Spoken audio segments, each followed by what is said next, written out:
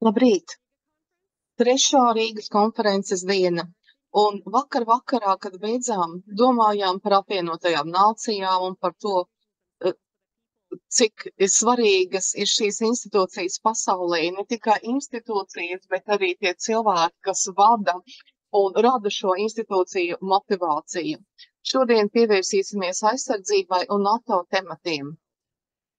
Bet mēs pievērsīsimies NATO 360. Runāsim par to, kāda ir misija un kādus draugus mēs gribam un kā raugāmies uz plašāku pasauli. Protams, mēs runāsim par drošību, aizsardzību un nākotni. Bet tas nav jautājums tikai par austrumu flangu. Tas nav tikai Eiropas jautājums par NATO. Tas ir plašāks jautājums. Un tagad es nodošu tālāk Kamilam Grandam no Eiropas ārpolitikas padomes. Paldies ministrei Baibai Bražai un arī Jānim par uzaicināšanu un par iespēju atgriezties šeit Rīgā un arī piedalīties šajā paneļa diskusijā ar izciliem dalībniekiem, kādreizējiem draugiem un kolēģiem. Protams, raugoties uz NATO 360 grādu stratēģiju, protams, tas ir ļoti svarīgs, bet arī tas ir izaicinājums, jo mums ir jānosaka prioritātes. Ko esam sapratuši pāris pēdējo gadu laikā, tas, ka partnerībām ir nozīme. Kaut arī partnerību daba ir dramatiski mainījusies. Tā doma, ka kāds varētu būt NATO partneris, ka tā ir tāda pelēkā zona, ir tikai draugi, bet nekāda ieguvuma. Es domāju, ka šodien tas vairs nav pieņemams. Ir šo partnerību strateģiskā un militārā nozīmība, ieskaitot partnerību ar Ukrainu, tā ir izšķiroši svarīga. Un, protams, tā arī ir tāda divvirziena iela šobrīd, ne tikai iesaista šos partnerus NATO darbībā, operācijās, bet ir arī daudz ciešāka politiska, militāra un arī tāda industriāla attiecību veidošana ar šīm valstīm. Un tāpat arī es teiktu, ka tas arī nozīmē veidot ceļu uz dalību NATO tām valstīm, kuras piesakās sākot ar Ukrainu. Šī saruna ir patiešām būtiska, bet, protams, ir ļoti svarīgi raudzīties uz kopainu, un mēs arī zinām, cik svarīga loma ir tādām valstīm kā Dienvidkorejai, Austrālijai, arī NATO, arī ieskaitot atbalstu Ukrainai. Tā kā šīs saites ir ļoti svarīgas. Mums ir fantastiski paneļa diskusija dalībnieki šodien, lai par to visu runātu, un es tiešām priecājos, kad rīkotājiem ir izdevies tādu saorganizēt. Es gribētu dot vārdu Baibai Bražai, lai cīnītu protokolu, bet man ir zināms plāns, protams. Tas plāns ir ļoti skaidrs. Es gribētu sveikt gan Dmitro, gan arī Borisu Rūbe, gan arī Kamilu, arī kādreiz no NATO, un, protams, Vācija, kas ir ļoti svarīgs sabiedrotais. Un tāpat arī es gribētu arī Benžamina Dādu sveikt, Francijas Eiropas lietu ministru, kas piedalīsies nākamajā diskusijā, arī prezidentam Levitam. Paldies, ka esat šeit. Es ļoti ātri gribētu lūgt Borisam Rūgem, kas ir NATO ģenerālsekretāra vietnieka pienākumu izpildītājs, kurš varbūt varētu mums pateikt par to, kas tad tika lemts vakar NATO sanāksmē, kas beidzās Briselē. Un lielā mērā jautājums, kā tad NATO nodrošina šo 360 grādu darbību. Un lielā mērā tas bija jautājums par Ukrainu, un Ukraina virzās uz dalību. Un es domāju, ka visās diskusijās arī par to tiks runāts. Liels paldies, man liels prieks, ka esmu šeit. Tā pirmo reizi esmu Rīgā, esmu daudz kāds bijis Viļņā un Tallinā, bet ne šeit. Rīgā gan nevienam to nesakiet.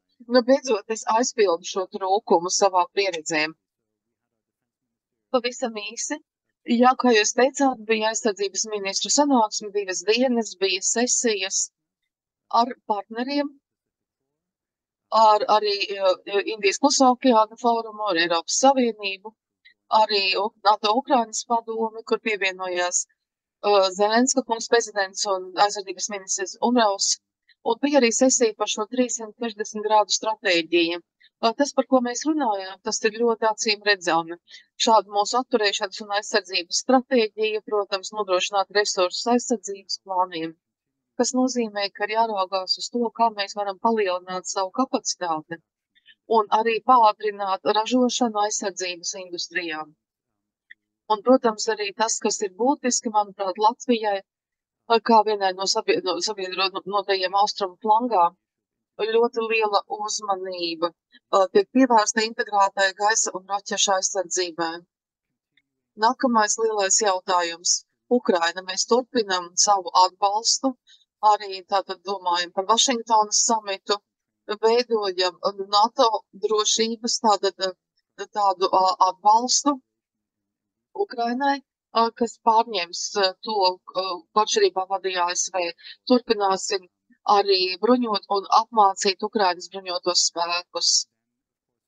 Un tad, protams, pēc tam tas, ko mēs saucam šis ilgtermiņa solījums Ukrainai, un tas ir minimums, un es uzsveru minimums 40 miljārdi gadā militārajam atbalstam Ukrainas bruņotajiem spēkiem.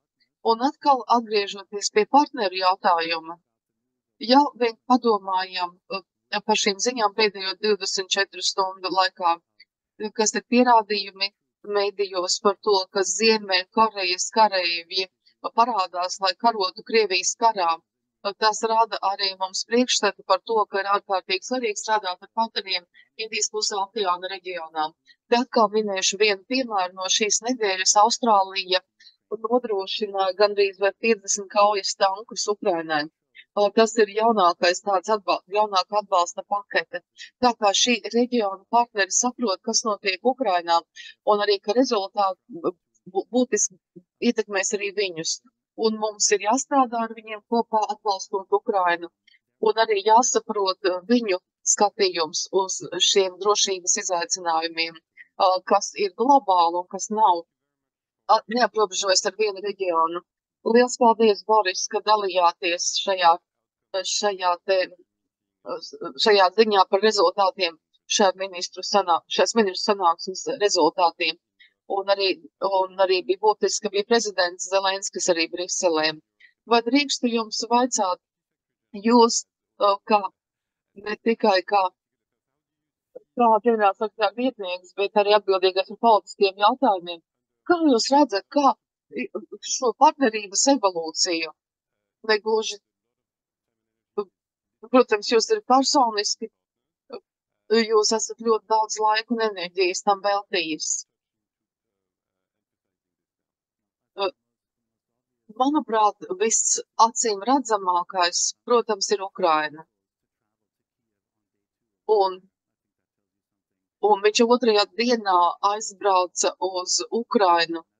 Atceramies, kad viņš bija Nīderlandes premjerministrs, viņš toreiz arī aizlidojas Harkivu, un tur nemaz nebija tik komfortabli tur uzturēties uz to laiku.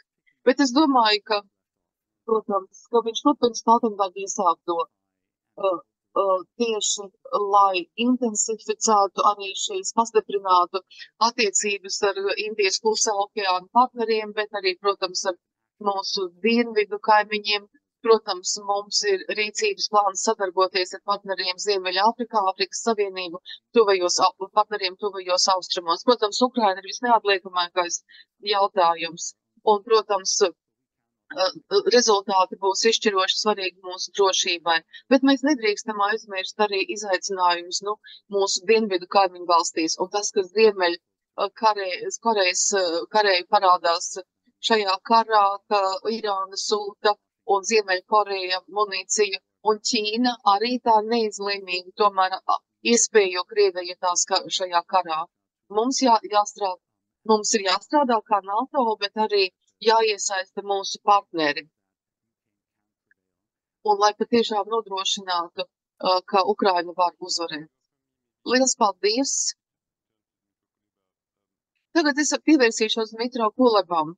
Paldies, ka pievienojāties mums, ministra kungs. Jūs bijāt, būdam tārlietu ministrs daudzus gadus, tiešām veidojāt šo partnerību, un jums bija ļoti skaļa, dzirdama balss, pārliecinoša.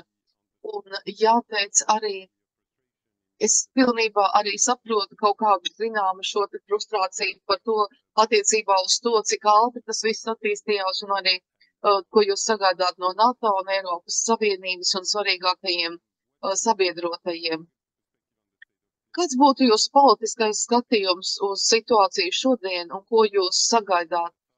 Kā varbūt kaut kas varētu notikt ātrāk? Pirmkārt, paldies, ka uzaicinājāt mani uz šo konferenci. Tā ir mana pirmā starptautiskā konference, kurā piedalos ne kā ministrs. Un man ir liels prieks, ka varu būt Rīgā, brīnišķīgā, skaistā pilsētā. Es negribu izklausīties banāli, bet ir jāteic, ka Eiropa nebūs pārtikusi un droša vieta, kamēr Ukraina nebūs kļuvusi par NATO un Eiropas Savienības dalību valsti. Ja atstāja kaut mazāko pelēko zonu, tad paliks arī te vieta problēmām. Eiropā nedrīkst būt pelēkās zonas. Protams, jautājums ir laiks. Un man ir radies iespējas, ka tie cilvēki, kas negrib atbalstīt ātrus lēmumus attiecībā uz Ukrainas iestāšanos NATO, dara to tāpēc nevis, ka neatzīst, ka tas notiks. Viņi vienkārši politiski iemeslu dēļ negrib pieļaut, ka tas notiks, kamēr viņi ir amatos. Man tas ir diezgan skaidrs. NATO kā institūcija dara labāko, ko var, bet tā ir dalībvalstis, noteikumi, procedūras, un, protams, ir kaut kādas mācības ir jāgūst un procedūras jāuzlabo. To visu teicu vēl kā diplomāts. Bet kopumā es domāju, ka NATO kā starptautiskai institūcijai ir patiesa vēlme palīdzēt. Un protams, es nešaubos, ka arī Marks Rute turpinās un savu priekšgājēju centienus. Un, protams, bet tas nav vieglākā šī darba daļa panākt, lai cilvēki pieņem politiskus lēmumus.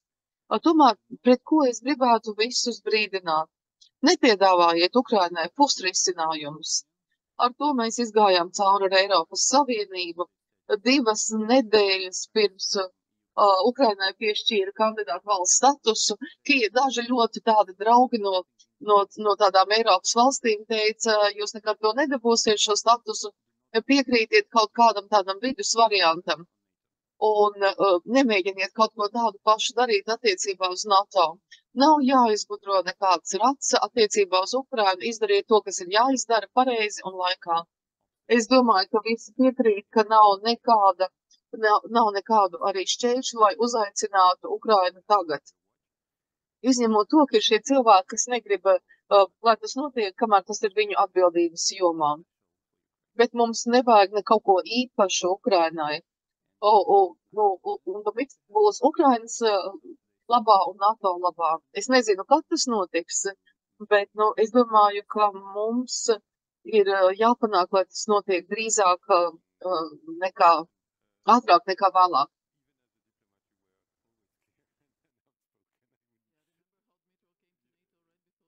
Jūs arī kā diplomāts vienmēr runājat, bijāt ļoti skaidru valodu. Es domāju, ka tas nav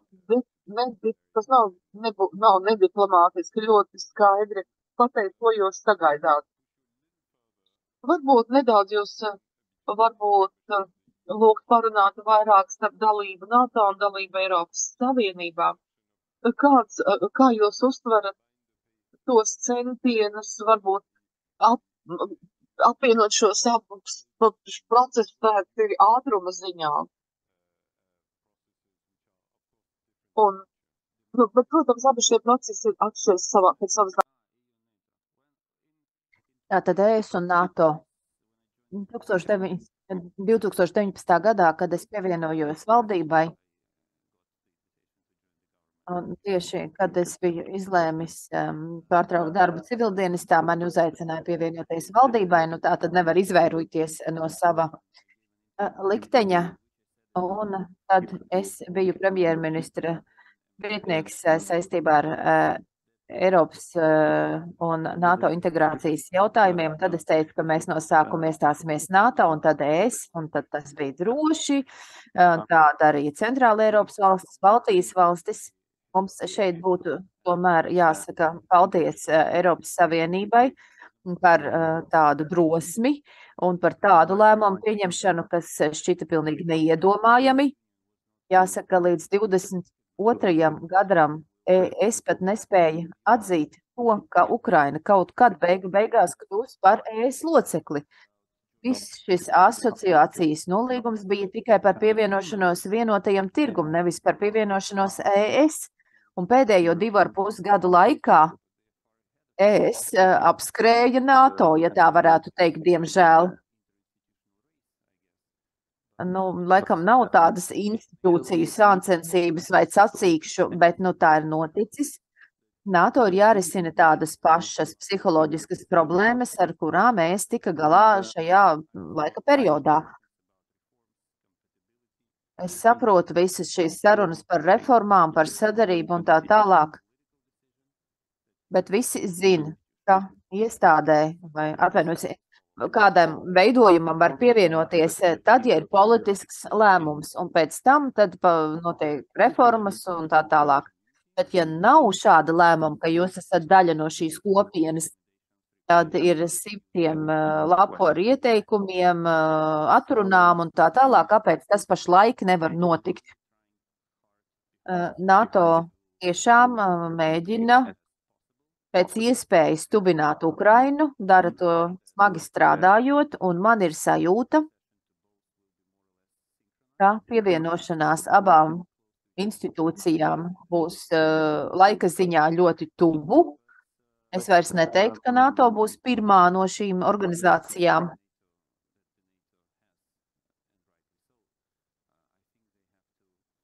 Domājot par NATO,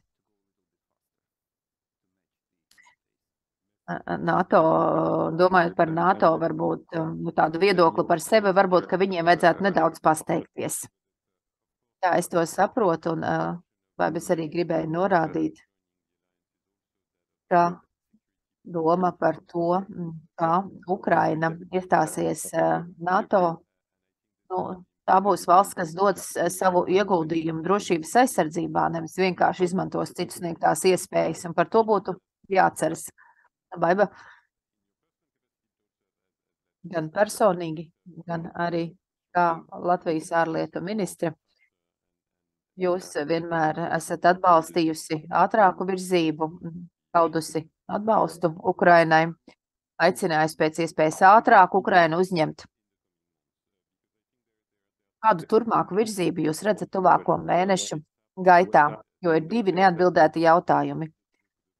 Pirmkārt, kas notiek principā ar šo uzvaras plānu vai ir nosacījumi, lai to varētu īstenot, un otrkārt tādā plašākā kontekstā, runājot par aliansi, vai ir lielāka viedokļu sakritība vai atšķirība šajā ziņā. Pirmkārt, runājot par to, ko Dmitro teica par NATO un ES. Protams, ka šie procesi ir pilnīgi atšķirīgi. Arī politiskie lēmumi, jāsaka, faktiski ir pieņemti. Tomēr pievienošanās abām organizācijām, un to es arī varu teikt, ņemot vērā Latvijas pieredzi. Protams, tur bija gan skrīnings un notika pārbaudas un tā tālāk. Tie procesi ir pilnīgi atšķirīgi. Abās organizācijās NATO tur ir daudz šaurāks šis tvērums. Procesi ir vienkāršāki, bet beigās, protams, tomēr uzaicinājums uz NATO ir politisks lēmums.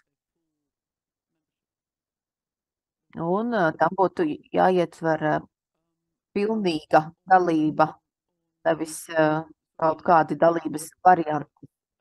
Runājot par Baltijas viedokli šajā ziņā, manuprāt, ir 3 būtiski pilāri, kas savā starpā saistīti. Pirmkārt, NATO spēks, pats NATO kā organizācija, NATO plānu īstenošana, NATO ES aizsardzības spējas, to savstarpējā izmantošana Nu, tieši tā mēs nodrošinām šo atturošo ietekmi un arī mūsu spēju aizstāvēt savu teritoriju. Tas ir cieši saistīts ar palīdzību Ukrainai gūt uzvaru, un es te runāju par uzvaru. Mums tas ir pilnīgi skaidrs. Nevis tik ilgi, cik nepieciešams, bet Ukrainas uzvara. Tas ir ļoti svarīgi, un tas ir saistīts arī ar daudziem citiem jautājumiem, ko minēja Boris un citi runātāji, tad par Ķīnas ietekmi un tam līdzīgi. Tad trešais pīlārs. Palīdzot Ukrainai, mēs palīdzam sev. Tomēr mums arī ir jāsadarbojas ar pārējo pasauli, lai nodrošinātu, ka abas šīs prioritātes tiek saprastas un ka visi ir drošāki un aizsargātāki. Te nav runa par to, ka pasaule tiek padarīta bīstamāka vai sākas trešais pasaules karš vai kaut kas tam līdzīgs. Tādas trīs prioritātes ir savā starpā cieši saistītas. Ukrainai tas nozīmē arī nepārprotamu spēju funkcionēt kā demokrātijai. Tas ietver ekonomikas atjaunošanas aspektus. Visas šīs institucionālās spējas pilnībā atjaunot valsts funkcionēšanu. Tagad vairāk nekā puse budžeta tiek tērēta karam un saistītiem pasākumiem. Tas prasa ļoti lielus līdzekļus. Un arī sarunas, kas vakar notika starp līderiem, tās ir ļoti, ļoti svarīgas un cerams, ka mums izdosies gūt panākumus. Tas attiec gan uz miljardiem, kas Ukrainai nepieciešami, lai varētu turpināt notiekošos pasākumus gan militārā ziņā, gan lai sekmētu dalību šajās organizācijās. Protams, ka visi gaida 5. novembri, nevis Guy Fawkes dienas dēļ, bet vēlēšana Amerikā dēļ. Mums visiem ir jānodrošina, ka ir nepieciešamie elementi jauno lēmumu pieņemšanai, neatkarīgi no tā, vai būs draudzīga vai nedraudzīga pārēja vai kaut kas cits notiks. Nu, kā gan es, gan NATO un arī tā sabiedrotie, mums ir jānodrošina, ka ir paredzami procesi un paredzami lēmumi. Paldies, Edrika. Jūs neesat diplomāts, esat politiķis, bet es zinu, ka jūs aktīvi runājat vācu debatēs, ņemot vērā arī šo mūsu diskusiju. Kad notiek šādas debates mūsu valstīs, ne tikai Vācijā, tad mani kā novērotāji pārsteidz, ka ir daudz eiropiešu, kas gaida ASV vēlēšanu rezultātus, un ir tādi spēcīgi viedokļi, varbūt ne šajā Eiropas daļā, kur tie viedokļi ir skaidrāki, bet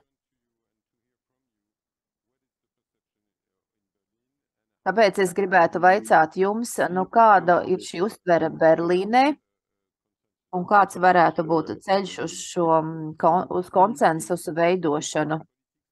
Mēs redzam, ka ASV Eiropā vietējā politika ietekmē sarunas par alianses nākotni, par Ukrainu, un es tiešām gribētu uzklausīt jūsu viedokli par šo jautājumu. Paldies, Kamila! Gribētu paust Latvijai un Adenauer fondam par uzaicinājumu. Vācijā es esmu opozīcijā jau 3 gadus, un es gribētu runāt konstruktīvi. Ja mēs skatāmies tādā 360 grādu griezumā, jā, tas ir atbilstoši, lai analizētu situāciju, tomēr mums ir jānosaka prioritātes. Mēs redzam, ka ir labi funkcionējuša koalīcija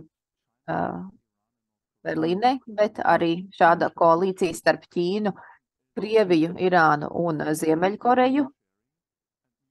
Un tas attiecas ne tikai uz slogas dalīšanu un savstarpējo militāro palīdzību, bet tā ir arī koalīcija, lai grautu uz noteikumiem balstītu starptautisko kārtību. Un te nav runa par Krievijas karu pret Ukrainu, tas ir koalīcijas karš pret mūsu dzīvesveidu, pret mūsu sabiedrībām, tāpēc mūsu visās debatēs ir jāņem vērā, teiksim, kritēriji, kādi jāizpilda Ukrainai, lai kļūtu par NATO vai ES locekli, un te tomēr ir arī šis psiholoģiskais aspekts. Nu, man dažkārt Berlīnē liekas, ka mēs neredzam, kas ir likts uz spēles. Ja Ukraina zaudēs karā, mūsu modelis būs izgāzies. Jā, kandidāta status piešķiršana, tas bija labs signāls, bet tagad mums ir jāpalīdz izpildīt kritēriju, lai iestātos. Tas ir nepieciešams ne tikai, lai nodrošinātu šīs drošības garantijas, tur laikam ir vairāk nekā 20 līgumi, 25, bet diez vai tie nostrādās līdzīgi kā Budapeštas vienošanās. Ja Berlīne iebilst pret dalību NATO, tad Berlīnei ir jābūt gatavai ar lielu dzīvā spēka daudzumu un ar dažāda veida tehniku, lai veidotu šos aizsardzības spēkus, jo NATO robežas pārbaudīs. Mēs nevaram aizstāt mieru ar pamieru. Tas nav miers, jo joprojām notiek izvarošanas, bērni tiek aizturēti, ir vardarbība, ir kara ekonomika, ir eksploatācija. Cilvēki tiek eksploatēti, notiek apspiešana šajā pamiera zonā. Un Krievijas plāns ir vai nu okupēt vai iznīcināt Ukrainu. Un mums tas ir labi jāapzinās. Un Berlīnē it kā nesaprot, ka ir šis miera plāns, Zeļenska miera plāns ar 10 jautājumiem, un kāpēc tad viņš tagad runā par uzvaras plānu, ja mums ir vajadzīgs miers. Šī problēma ir jāpārvar. Jo Vācijai būs jāuzņemas zinām pienākumi vēlākais pēc ASV vēlēšanām. Un, piemēram, ja Trumps tiks ievēlēts, bet ja arī Kamala Harrisa tiks ievēlēta, mēs vairs nedalīsim šo slogu tā kā iepriekš, jo ASV nodrošina 3/4 no visām NATO spējām, un mums ir jāuzņemas lielāka šī te sloga daļa, mums ir jāuzņemas lielāka atbildība par savu aizstāvību, par sauszemes spēkiem, mums ir jāpalielina brigāžu skaitu no 80 līdz 150. Divkāršojot gandrīz šo skaitu, mums ir jāpārvar šī samierināšanās Eiropas centrā. Kāda tad ir alternatīva? Mēs te varam runāt par Tallinas iniciatīvu. Līdz 23. gadam Parīze un Berlīne. Tur bija tāda nevēlēšanās rīkoties. Bet Francija ir sapratusi, ka tādējādi Francija atšķelsies no jaunās Eiropas, kas būs veiksmīgāka, kas būs ātrāka, vairāk vērsta uz transatlantisko sadarbību. Un šādā virzienā virzās Austruma Eiropa, Lielbritānija, Ziemeļvalstis un arī vairāk arī Francija. Un Vācija ir tādā kā izolācijā. Ja mēs atsakamies no saviem pienākumiem, jā, mēs sakam, ka mēs esam otri lielākie Ukrainas atbalstītāji, bet bet 72% no tā paliek mūsu valstī, jo tā ir medicīniskā un sociālā palīdzība Ukrainas bēgļiem. Un tikai maza daļa ietver militāro atbalstu no visa šī budžeta. Mums ir jāmaina šī pašaturēšanās domu gaita. Krievijas kodoldraudi pret Zviedriju, pret Somiju. Nekas jau tālāk nenotika pēc šiem draudiem. Arī Bulgārijā neviens nenobijās, bet Vācijā jā. Mums ir jāsaprot, ka nekāda nepalīdzēs tas, ka mēs atpaliksim un atstāsim šo risinājumu citu Eiropas valstu ziņā. Mums ir nepieciešama spēcīgāka Eiropas sadarbība, un tāpēc mums arī ir nepieciešams šim 360 grādu skats. Jūs jau minējāt arī šajā ziņā Japānu, Taivānu un Filipīnas. Dažkārt man ir tāds iespējas, ka viņi ir labāk informēti nekā daži politiķi manā partijā un jo īpaši kanclera birojā. Es gribētu, lai mēs būtu drosmīgāki. Politiķis, kam ir vislabākā reputācija Vācijā, ir mūsu aizsardzības ministrs. Viņš saka, mums vajag 3% no IKP, mums ir jāatsaks no ierobežojumiem, mums jānodrošina Taurus, mums nepieciešama Ukrainas uzvara, un to dara arī mūsu ārlietu ministri. Mums ir šīs spēcīgās balsis arī valdībā. Ir jāsaprot, ka citas valstis nepieņem šādu Vācijas turpmāku samierināšanos, un sabiedrība arī ir gatava mainīt savu domāšanu. Kāpēc tad viņi cik augstu vērtē šo aizsardzības ministrus? Tāpēc, ka viņš pieņem patiesību, viņš pieņem realitāti, viņš arī ir ļoti drosmīgs, un to arī visu saka sabiedrībai. Es domāju, ka ir iespēja cīnīties pret dezinformāciju, lai būtu šī psiholoģiskā motivācija, lai palīdzētu Ukrainai ticami doties uz NATO, un nevis mums ir jāsniedz drošības garantijas, kuras noteikti mēģinās pārbaudīt, un mums šī atbalsts jāsniedz pēc iespējas ātrāk, un noderētu arī tas, ja, piemēram, Vācija, Francija, Polija varētu varbūt tikties Berlīnē, paustu stingru viedokli saistībā ar nākošo ASV prezidentu. Mēs nevaram pieņemt to, ka amerikāņiem vidēji ir tikai 12 atvaļinājuma dienas gadā, vāciešiem 32 dienas, un ASV 12 avio bāzes kuģi, un Eiropā laikam gandrīz vispār nav.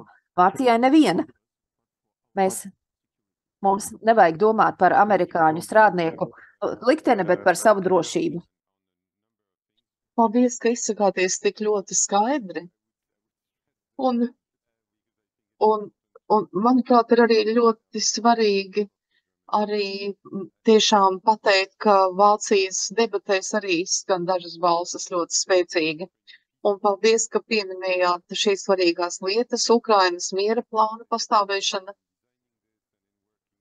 Un, protams, ir arī kritizēta Vācija bet šis ir ļoti visaptverošs plāns. Un paļaujamies uz starptautisko tiesību pamatprincipu un arī humanitārajām tiesībām. Es domāju, ka varbūt šī kritika arī ir netaisnīga, ka nesot nekā tāda kā Ukrainas miera plāns, tas jau kādu gadu pastāv un to ļoti aktīvi tātad veicina. Un pat prezidents Zelenskis arī izteica arī savu gatavību par šādām sarunām gada sākumā. Un, manuprāt, mēs varam vēl par to parunāt arī, ka dalība NATO varētu būt drošākais un efektīvākais veids, kā nodrošināt ne tikai Ukrainas drošību, bet ka alternatīva varētu būt arī ļoti dārga un arī varētu būt ilgtermiņa klātbūtne uz robežas, jo ir alternatīva, kā saglabāt mieru Ukrainā. Ir desmitiem tūkstoši Eiropas amerikāņu kareivu klātbūtne tur, vai desmitiem miljārdu militārā palīdzība nākotnēm. Es domāju, visu ir svarīgi skatīt kontekstā. Es pavisam īsi gribēju vēl pateikt to, ka šobrīd patiešām Ziemeļvalstis un Baltijas valstis kā bloks ir otrs lielākais atbalstītājs Ukrainā pēc ASV. Un tādam nevajadzētu būt. Ir arī valstis ar lielāku IKP un IKP uz vienu iedzīvotāju. Bet mēs ar to lepojamies, jo tas nav tā, ka mēs tikai daudz runājam, tā rīcība. Otra daļa ir tāda, Eiropas Savienībā ir jaunā komisija, kas šī gada beigās pārņems darbu, un ir pilnīgi skaidrs, ka drošība un aizsardzība būs viena no prioritātēm. To mēs, protams, redzam daudz attiecībā uz daudz ko Ukrainu, Moldovu un tā tālāk, un arī Baltijas valstīs drošība un aizsardzība. Un ļoti būtiski ir svarīgi, lai būtu šī transatlantiskā savienība, nevis NATO atsevišķi, Eiropas Savienība atsevišķi. Un tas attiecas arī uz Ukrainu. Vai mums ir Eiropas aizsardzības un industriālā programma vai NATO aizsardzības plāna? Mums ir jābūt skaidri jāpasaka, ka svarīgi ir rezultāti augstāki. Tātad izdevuma valstīs Latvijā ir tuvu 3%, tāpat būs arī nākamgad 1% no IKP plus mīnus, no atkarībā no ekonomikas tiks novirzīts Ukrainai, kas būs arī militārai atbalstam, papildus finansējums arī robežām, muitai, viss, kas ir nepieciešams, lai drošība un aizsardzība nebūtu prioritātes tikai uz papīra. Un mēs varam sagaidīt, ka šie rezultāti, kas ir NATO aizsardzības plānos, kas garantē arī šo te Eiro transatlantisko telpu, lai tā būtu arī prioritāte un lai patiešām aizpildītu tos trūkumus, kas ir NATO kapacitātei. Un, protams, arī mums ir jāraugās, kādi būs rezultāti attīstībai Eiropas Savienībā, jo citādi es domāju, ka mēs nevarēsim arī turpināt strādāt par Eiropas un transatlantiskās drošības un aizsardzības prioritātes, jo mums ir jārada šis te atturēšanas efekts pret Krieviju un arī citiem spēkiem, kas nav mums labvēlīgi. Un es domāju, tas attiecas arī uz Ukrainu. Un, protams, Ukraina arī dod savu ieguldījumu drošībā, un viņi to dara, un mums ir jābūt ļoti pateicīgiem Ukraiņiem. Boris, vai jūs gribējāt kaut ko teikt? NATO ģenerālsekretāra vietnieku pienākumu izpildītājs jāteic, ka te nav diskusijas, Ukrainai ir jābūt NATO. Nav diskusijas par to, vai Ukraina būs NATO dalībvalsts. Virziens ir izlemts. Prezidents Zelenskis tagad ir piedāvājis savu uzvaras plānu, kur arī, protams, arī parādās šis uzaicinājums, un ir diskusijas par to. Prezidents Zelenskis bija arī Briselē, runāja ar Eiropas Savienību, runāja ar NATO, un tas turpināsies. Bet virziens ir nosprausts. Es domāju, ka mums nevajadzētu radīt iespaidu, ka tas ir vēl jautājums, kas ir izlemjams. Valstis un valdības ir jau izteikuši savu viedokli par to analītiski spriežot. Mēs esam visi, mums ir vienprātība šajā ziņā. Tas, ko sacīja Stoltenberg kungs un Rutes kungs, ģenerālsekretāri, atbalsts Ukrainai nav labdarība, tās ir mūsu strateģiskās intereses. Analītiski spriežot, mēs precīzi zinām, ko tas viss nozīmē. Te, protams, ir runa par mūsu vērtībām, bet arī runa par mūsu drošību. Un tātad jautājums ir, kā mums ir jāizpilda tās apņemšanās, ko esam izdarījuši. Un uz realitāti jāraugās tādu, kā tā šobrīd ir Ukrainā kaujas laukos. Un patiešām jānodrošina, lai Ukraina varētu uzvarēt un pievienoties Eiropas Savienībai un NATO. Un tā kā panāktu mūsu pusē šajā te sašķeltajā Eiropā, ko ir izveidojis Putins. Un par šī te sloga sadalīšanu, kad runājam par Ukrainu, ja paraugāmies uz ilgtermiņa apņemšanos, tas balstās IKP NATO. Un tātad, ko mēs sakām, ka minimālais, ko Ukrainai vajag, militārām vajadzībām ir 40 miljārdi. Pusi to finansē ASV un otru pusi Eiropas sabiedrotie un Kanādi. Es domāju, ka mēs esam sadalījuši šo te slodzi vai nastu. Protams, mēs varam darīt vairāk, bet šie 40 miljārdi ir tad bāze. Bet mums ir, attiecībā uz militāru atbalstu, ir šis sadalījums 50-50. Jā, ir taisnība par 40 miljārdiem, bet īstā patiesība ir 120. Un Vācijai ir, teiksim, militārai palīdzībai ir 0,0%. Un, ja Vācija mēģinās to dubultot, tad, piemēram, būtu milzīgs palielinājums no 40 miljardiem uz 60. Tā kā ir jāstrādā arī ar dalību valstīm.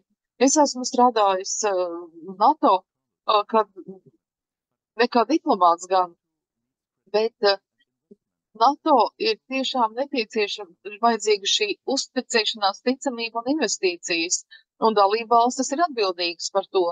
Un Vācija ir teikusi, ka līdz 30. gadam mēs nodrošināsim 10% no tā, kas te NATO vajadzīgs. Un mums pie tā ir jāstrādā, un mums patiešām ir jādod šis signāls, palielinot mūsu palīdzību Ukrainai, jo tās palielināt arī NATO spējas. Es domāju, ka tas virziens ir skaidrs, un ceļš ir skaidrs, apņemšanās ir. Boris, paldies, ka jūs to uzsvērāt. Bet tomēr ir ļoti svarīgi pateikt, ka šīs apņemšanās ilgtspēja ir svarīga, arī finansiālā apņemšanās un pavisam konkrētā. Un arī valstu spēja darīt vairāk. Un te Eiropā mēs redzam atšķirības, godīgi sakot, tieši domājot arī, kāda ir IKP daļa, kas tiek novirzīta atbalstam un arī NATO. Un tiešām ir tas jādara, lai mēs patiešām mūsu darbi atbilstu mūsu vārdiem. Pirmais dosim iespēju uzdot jautājumus un lūdzu sagatavojiet savus jautājumus mūsu izcilajiem paneļa diskusijas dalībnieki. Es vēl gribētu atgriezties pie tā viena jautājuma, ko jūs izvirzījāt.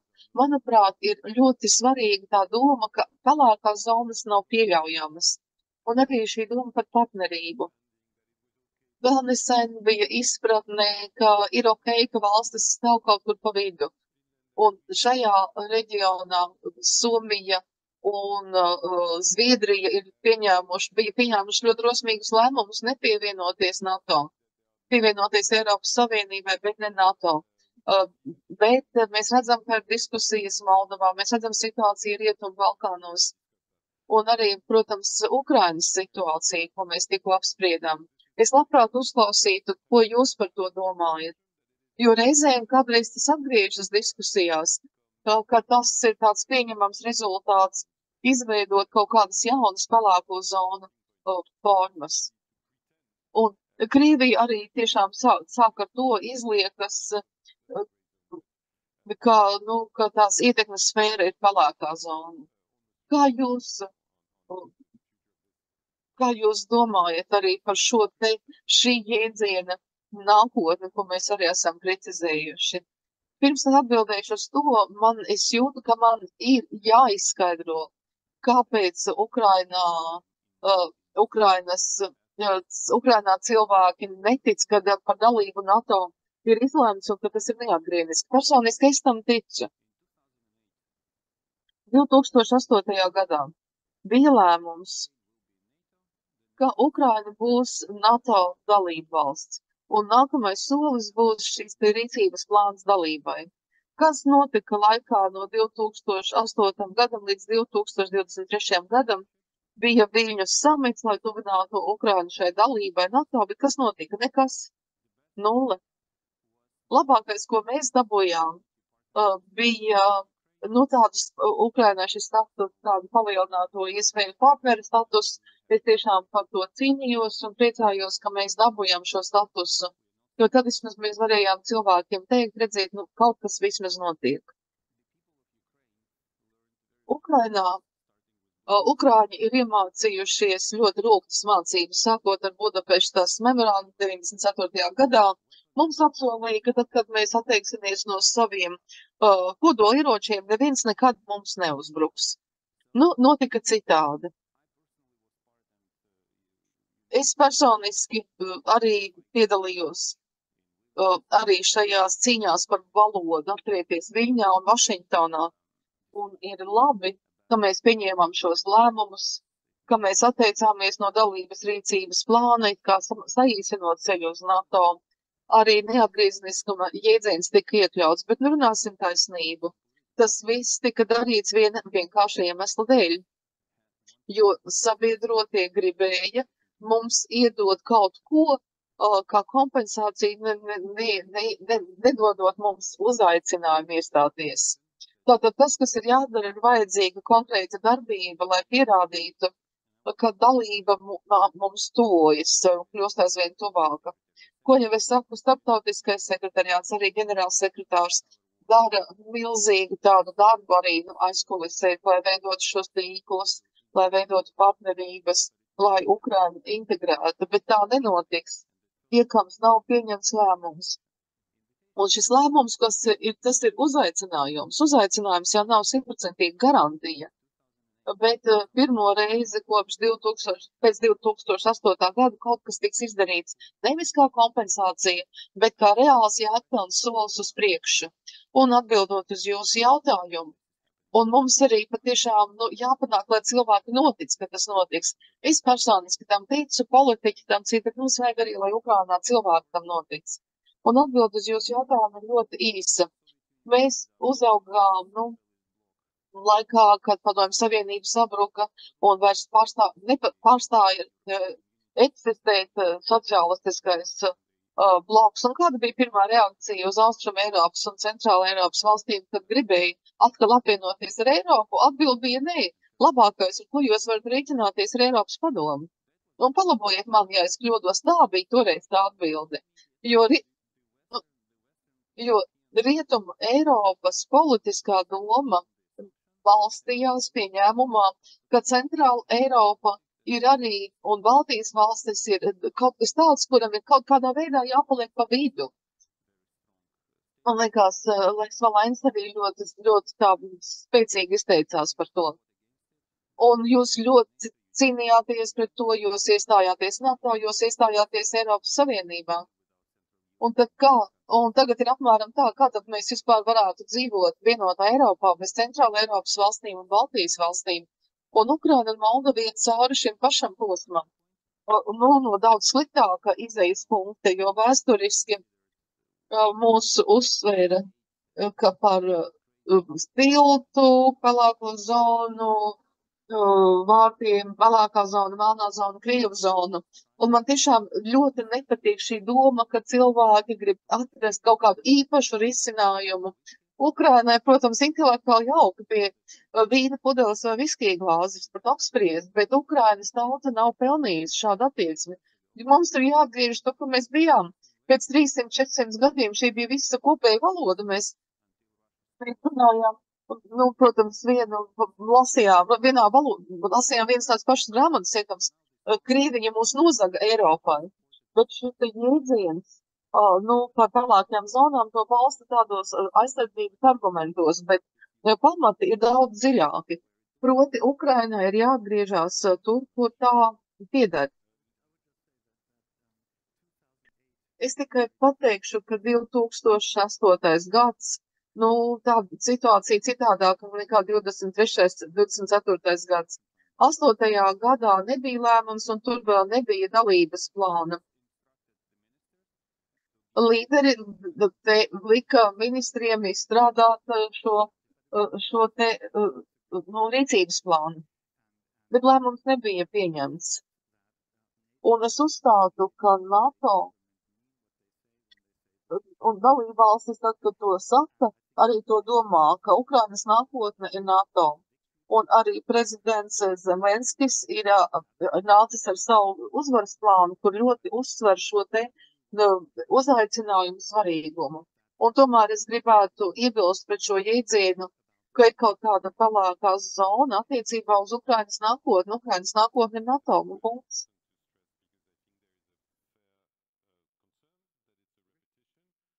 Man liekas, ir ļoti būtiski to uzsvērt. Ka ir tāda, protams, skaisti vārdi nav kompensācija. Tieši to arī, galantiski diplomāti izmanto, lai varbūt piesaktu domstarpības, bet šobrīd ir vienprātība, un tā ir tā atšķirība.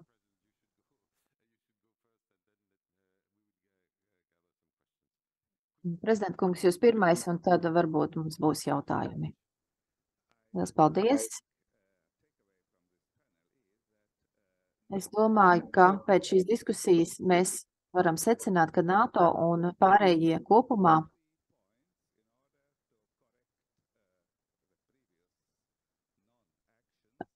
varbūt viņiem ir jāveic 2 no 3 punktiem, lai novērstu iepriekšējo rīcības trūkumu un panāktu pareizo risinājumu. Pirmkārt, NATO un rietumiem kopumā ir militārās spējas, kas ir daudz lielākas nekā jaunajai 4 valstu koalīcijai, kas vērsta pret rietumiem, kā jūs norādījāt. Ir šīs militārās spējas. Pēc kaut kāda laika ir panākts arī konsenss sabiedrībā un valdībā par to, kas būtu jādara. Ir skaidrs lēmums, ka Ukrainai būtu jābūt NATO sastāvā. Šis lēmums vai šī skaidrība ir lielākā vai mazākā mērā vienbalsīga, izņemot varbūt tādas Maskavas frakcijas noteiktās valstīs un noteiktās partijās. Protams, šādas frakcijas ir, bet tās nav šajā konsensusā, bet kopumā šāds konsensus pastāv. Bet trešā elementa vēl nav. Nav šīs līderības.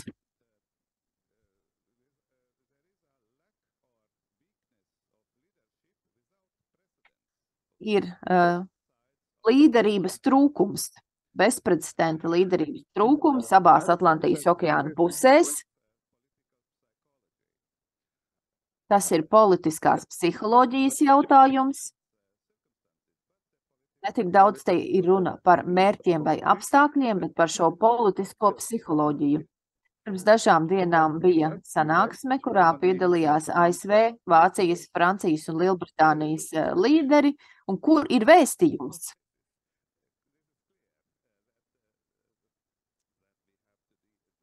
Ir skaidrs, ka šeit ir jāpanāk uzlabojums. Kā to varētu pārvarēt? Manuprāt, visām partijām, politiķiem,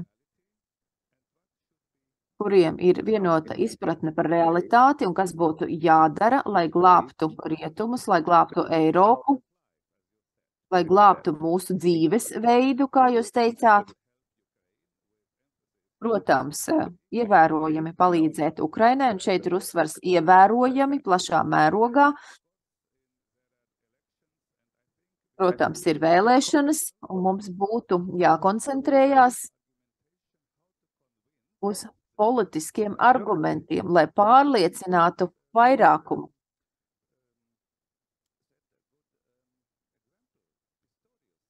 Jūs minējāt labu piemēru. Pistorius Vācijā ir ļoti populārs.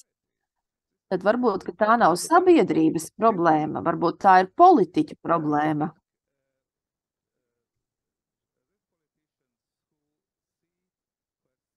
Domāju, tie politiķi, kas saskata lietu stāvokli pareizi, viņiem ir jārīkojas aktīvāk, skaļāk, lai panāktu beigu beigās pareizo risinājumu.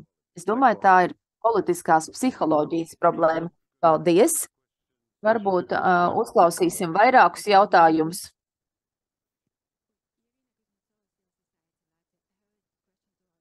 Irina Kuzņecova no Latvijas Pilsoniskās savienības.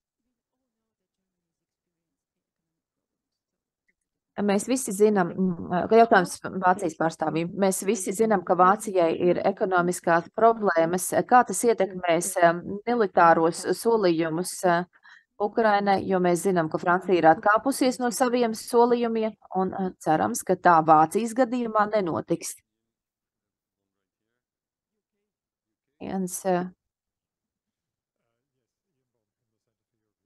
Jans Bons no Eiropas reformu centra. Man 2 īsi jautājumi. Viens jautājums Kīsveter kungam. Situācija austrumu zemēs ir diezgan satraucoša. Vai jūs varētu kaut ko teikt, ko, teiksim, varētu darīt, lai mainītu sabiedrības viedokli šajās federālajās zemēs, jo šķiet, ka tur tiek atbalstītas partijas, kas iebilst pret dalību NATO un kas iebilst pret atbalstu Ukrainai? Un jautājums Borisam Rūgam.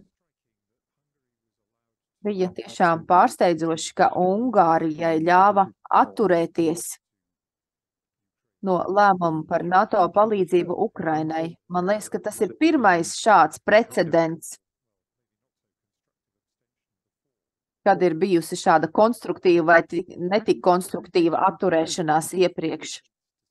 Vai NATO var tikt galā ar šādām dalību valstīm, kas izlemj, ka viņiem nepatīk tas, par ko vienojas cita alianses daļa, un pēc tam nepilda savus solījumus? Paldies! Vēl varbūt vienu jautājumu, jo citādi mēs varēsim cik ilgi tērēt laiku. Klaus Vitmens jautājums Rūgas kungam. Vakar runājām par to, ka ir nepieciešams vairāk ieroču un munīcijas, un ka divi svarīgākie jautājumi būtu tāldarbības raķešu piešķiršana un atļaujas došana izmantot šos ieročus Krievijas teritorijā. Ir mums šie pārmēri piesardzīgie prezidents Baidens un kanclers Šolts, un es domāju, ka aiz viņu mugurām vēl kādi slēpjas ar līdzīgiem uzskatiem. Kanclers jau atkal norādīja, ka ir bailes no eskalācijas, ko kopā ar Kīzvetera kungas vienmēr esmu saucis par pašatturēšanos. Vai no jaunā ģenerāla sekretāra varētu gaidīt, ka viņš koncentrēsies uz šiem diviem jautājumiem saistībā ar Ukrainu?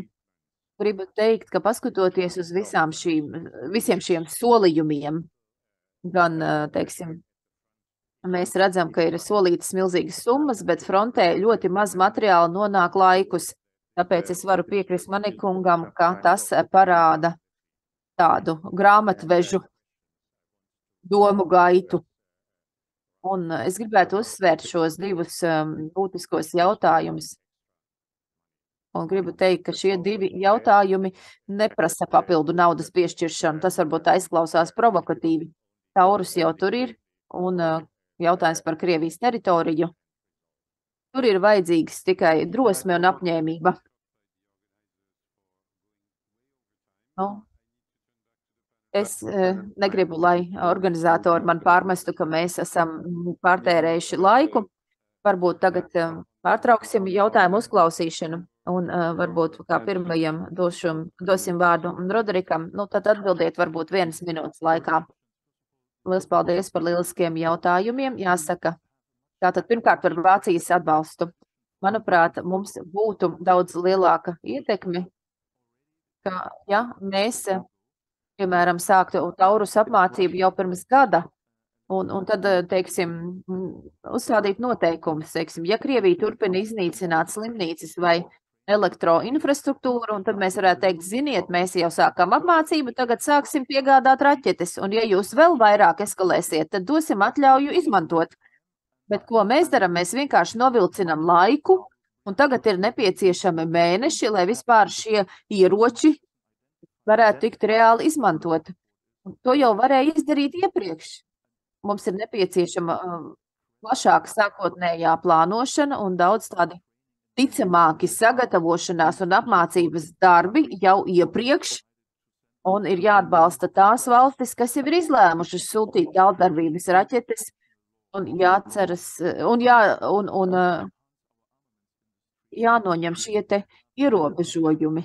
Mums arī ir jāstiprina mūsu bruņojuma ražošanas nozare. Viņi ir paredzējuši kaut kādu kapacitāti, bet ja valdība nekādus finansiālus pieprasījumus neizdara, to starp saistībā ar Ukrainu, tad neko jau nevar ražot. Tas ir izaicinājums, ir skaidrs, ka arī viņiem pietrūkst ekspertu, un šie eksperti ir jāpārvieto, un tiešām ir jāpieliek pūles, lai varētu nodrošināt šo ražošanas kapacitāti. Vai arī tad var sūtīt naudu uz Ukrainu, jo tur var ražot lētāk un drošāk. Tas arī būtu risinājums. Jautājums no Lielbritānijas. Tās ir tādas bažas, par kurām vajadzētu satraukties visiem. Tātad šajās austrumu federālajās zemēs, piemēram, Saksija-Anhaltē, Brandenburgā un citur, tie ir cilvēki, kas varbūt dažādi ir piedzīvojuši Vācijas apvienošanos. Un viņi tic vecajai kontinentālajai vācu domāšanai, ka mēs esam kopā ar Krieviju koloniālās varas. Un Krievija joprojām ir pēdējā koloniālā vara ziemeļu puslodē. Vācija jau sen ir bijusi koloniālā vara gadsimtiem, un būtu skaidri jāparāda, ka valstis nav kaut kādi objekti, ar kuriem var rīkoties. Un šie cilvēki, viņus atbalsta bijušais politiķis Šots, bijušais augsts amats ieņēmušais politiķis Šots, un viņi apgalvo, ka Eiropa var būt pašpietiekama, un tā tad tiek iebilsts pret Vācijas aliansēm ar rietumu partneriem, ko tiešām panāca Adenauers, lai atgūtu uzticību Vācijai. Viņi iebilst pret Vācijas virzību uz rietumiem, tāpēc es tiešām aicinu bīties no alternatīvās, tās augtījiem alternatīvajiem Vācijai un arī Wagenknechtas kustības, jo viņi ir visām šīm impērijām, Austrumungārijas impērijai, Krievijas impērijai, Vācijas impērijai un tā tālāk. Un tas ir tāds izglītības un šīs informācijas atspēkošanas jautājums pavisam īsi. Vai NATO var tikt galā ar tādām valstīm kā Ungārija? Jā, var. Un tas ir ļāvis izveidot NATO komandu centru Ukrainas atbalstam. NATO tagad tieši atbalsta Ukrainu ar aprīkojumu un apmācību. 2,5 gadus to darīja valstis un ES. Tagad ir šī lielā sarkanā līnija šķērsota, kuru mums novilka dažas valstis, un šīs līnijas, šīs robežas tur vairs nav, kas ir labi. Mitmaņa kunga jautātais. Man liekas, ka te nav runa par grāmatvedības uzskaiti. Ukraina tiešām saņem bezprecedenta atbalstu, un tas ir patiesas apgalvojums, bet ir skaidrs arī, ka Ukrainai nepieciešams vairāk. Abas šīs lietas ir patiesas. Mums ir šie instrumenti, lai sniegtu atbalstu Ukrainai, izmantojot NATO komandu centru, izmantojot šos solījumus. Par ierobežojumiem, ko es varu teikt, es varu atsaukties uz abiem NATO ģenerāla sekretāriem, kuri ir teikuši, ka atbilstoši hartas 51. pantam Ukrainai ir tiesības sevi aizsargāt un aizsargāt ne tikai savā teritorijā. Ukrainu šajā ziņā starptautiskie tiesību akti nekāda neierobežo, tāpēc viņi ir izdarījuši spiedienu, lai šos ierobežojumus atceltu. Viņi to nevar izdarīt paši, bet tas ir jāizdara. Un te mēs atgriežamies pie šie līderības jautājuma. Es domāju, ka ar ģenerāla sekretāru Rūti viņš nodrošinās tādu pašu līderības līmeni kā Jans Stoltenbergs. Paldies! Paldies, ka uzsvērāt līderības nozīmi Briselē un arī es domāju, ka par to mēs runājam, un ir jauni komisāri ES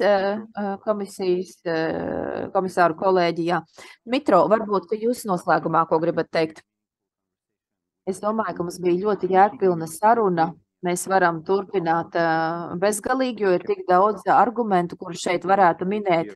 Bet es domāju, ka tie, kas šeit sēž, viņi dara visu iespējamo, ņemot vērā viņu spējas.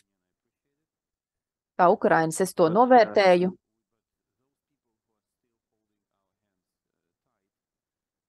Bet ir cilvēki, kas sasien mums rokas, un viņiem ir jāsaprot kāda lieta. Kad viņi saka, ka Ukraina NATO nozīmē 3. pasaules karu, mums ir jāpārliecina, ka Ukraina ārpus NATO nozīmē 3. pasaules karu. Un ja tā notiks, tad visi lēmumi, kas nepieciešami, tiks pieņemti.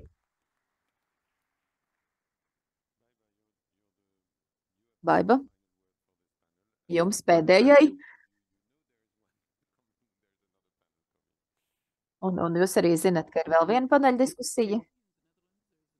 Nākošais gads Hāgā, Nīderlandē būs NATO samits, un es gribētu, lai Ukraina tur sēdētu pie galda kā NATO locekle. Paldies!